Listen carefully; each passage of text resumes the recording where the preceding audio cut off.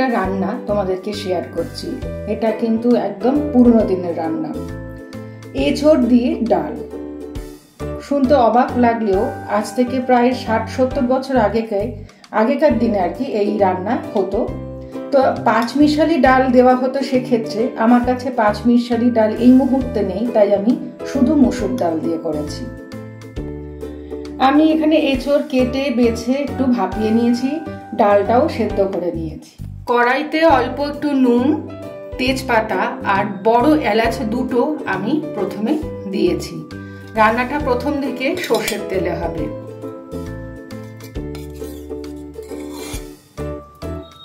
শুনতে একটু অদ্ভুত লাগলেও আগেকার দিনে মা ঠাকুমারা নানানভাবে নানান পদ করে থাকতেন আমাদের রসনা তৃপ্তির জন্য।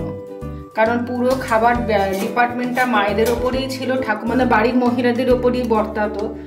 তাই তারা বাড়ির বাচ্চা, বুড়ো, স্বামী সবার জন্য ভাবতেন নিত্যদিনের খাবার থেকে একটু অন্যরকম স্বাদের পদ কিভাবে বানানো যায় আর তাদেরকে খাইয়ে পরিতৃপ্ত করা যায়।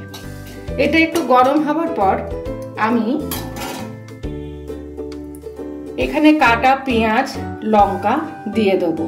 এখানে আমি দুটো বড় পেঁয়াজ নিয়েছি, 4টে কাঁচা লঙ্কা নিয়েছি, আর এর সঙ্গে রসুন আছে 4টে কুচি কুচি করে নিয়েছি। আমি এই ফোড়ন হিসাবে দিয়ে দেব।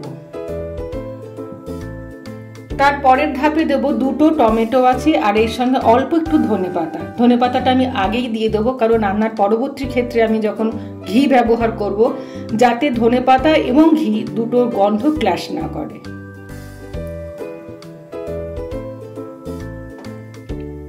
গ্যাসের ফ্লেমটাকে হালকা বাড়িয়েছি। আমি ফ্লেমটা চালিয়েই মানে গ্যাসটা অন করেই রেখেছিলাম যাতে এটা গরম হয়ে যায় এবং তাড়াতাড়িও রান্নাটা হয়ে যায়। এবারে আস্তে করে পেঁয়াজ, লঙ্কা, রসুন দিয়ে দিচ্ছি।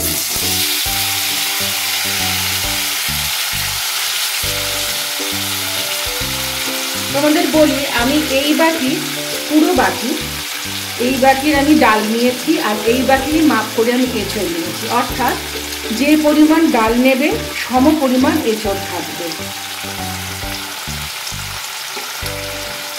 এটা একটু বেশ ভাজা ভাজা হবে। এঁচোড়ের মধ্যে যে একটা, জানো আমরা সবাই জানি এঁচোড়কে গাছপাঠা বলা হয়, সেই জিনিসটাকে গন্ধটাকে মারার জন্য এদিকে একটু ভাজা ভাজা করছি। আলাদা করে বাটা মশলাও দেওয়া যায়, মানে পেঁয়াজ বাটা, রসুন বাটা এগুলো দেওয়া যায়, কিন্তু অত্যাধিক গরমে আমি অতটা রিচ করিনি। তাই এটা একটু ভাজা ভাজা হলে আমি টমেটো, ধনেপাতা দিয়ে দেবো, দিয়ে এঁচোড়টা ভালো করে কষবো।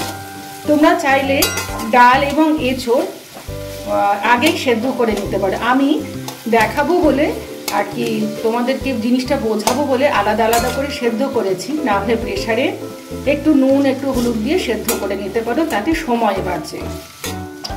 আমি ডাল সেদ্ধ করেছি, এঁচোড় সেদ্ধ করেছি, দুটোতেই নুন দিয়েছি।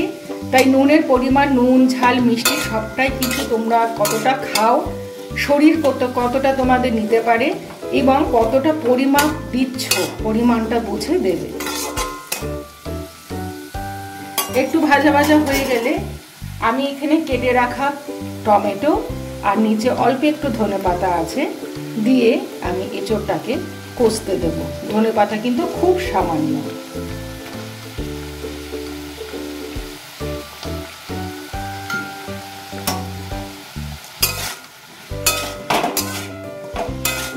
যখন কষবে খুব সুন্দর একটা গন্ধ বেরোবে এবং মশলার যে পেঁয়াজ, রসুন সবকিছু যে কাঁচা গন্ধটাও চলে যাবে, তাতে কিন্তু একটা আলাদা মিষ্ট গন্ধ হবে। আর এরপরে আমি কেটে বেছে রাখা, তোমরা সবাই যেন বুকো থাকে, জিনিসগুলো থাকে, এগুলো সব বেছে রাখতে হয়। রেখে তারপরে সেদ্ধ করেছি কেটে কুটে, সেই সেদ্ধ করা এঁচোড়টা আমি দিয়ে দিচ্ছি।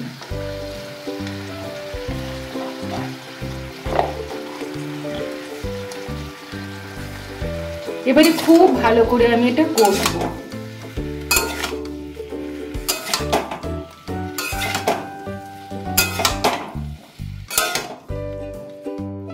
আমি এখানে পরিমাপ মতো হলুদ দিচ্ছি আর ধনে গুঁড়ো দিচ্ছি আর সামান্য জিরে।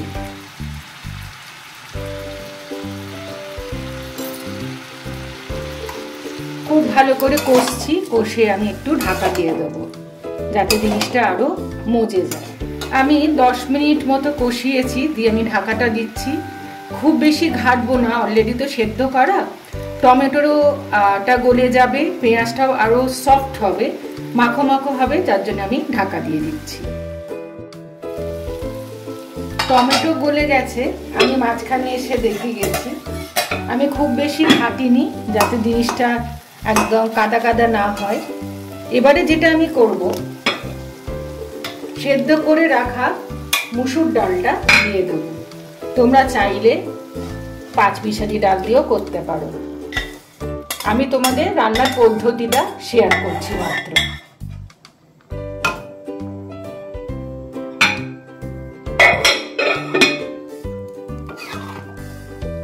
সবজি দেওয়া ডালগুলোতে খুব বেশি ঘনও হবে না, আবার খুব বেশি পাতলাও হয় না।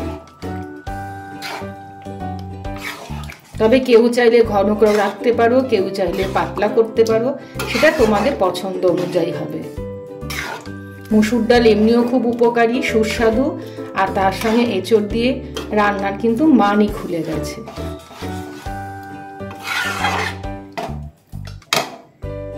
এবার যেটা করব, আমি এখানে ছোট চামচের, এই চামচ না, ছোট চামচের 1 চামচ আদা বাটা, 1 চামচ নুন, 1 চামচ গরম মশলার গুঁড়ো নিয়েছি, দিয়ে এটা আমি ছড়িয়ে দেব।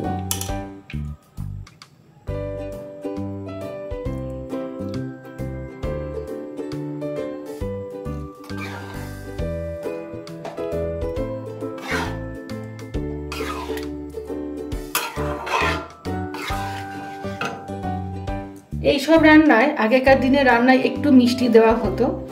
আমরা সাধারণত রান্নায় মিষ্টি দিই না, তোমরা জানো, তাই আমি সামান্য একটু মিষ্টি যোগ করছি। আমি কিন্তু গুড় দিচ্ছি, তোমরা বাড়িতে চিনি যদি থাকে, অবশ্যই আছে, তোমরা চিনি দেবে। তবে আমার এই গুড়টাও কিন্তু একটু নুন ছা, তাই আমি অল্প করেই দিলাম, বেশি নুন হলে খেতে ভালো লাগবে না।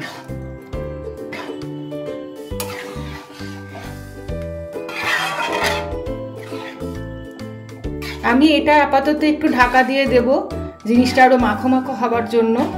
রান্নার পরবর্তী ধাপে আমি সামান্য একটু জল অ্যাড করব।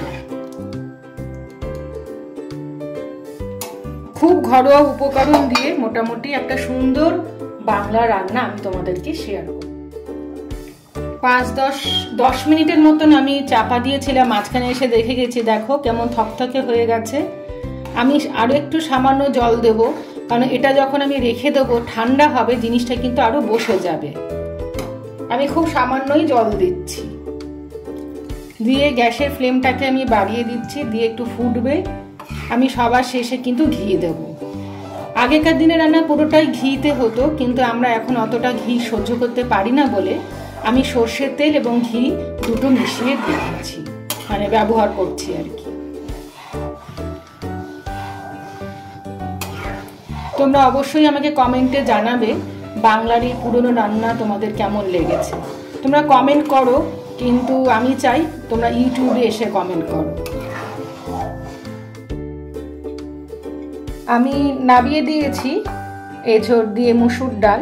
ওপরে দেখো আমি ঘি ছড়িয়ে দিয়েছি, সেই জন্যই তোমাদের বলছিলাম যে ধনেপাতাটা আমি আগে দিয়েছি, দুটো গন্ধ যাতে একসঙ্গে মিক্সড মানে না হয় আর কি। তো এটাই ছিল এবারের বাংলার আর একটা বাংলার রেসিপি। তোমরা অবশ্যই বলো। আমি ঢাকা দিয়ে দিচ্ছি এই কারণে যাতে ঘিয়ের গন্ধটা না চলে যায়। তা তৈরি হয়ে গেছে আমার এঁচড় দিয়ে মুসুর ডাল।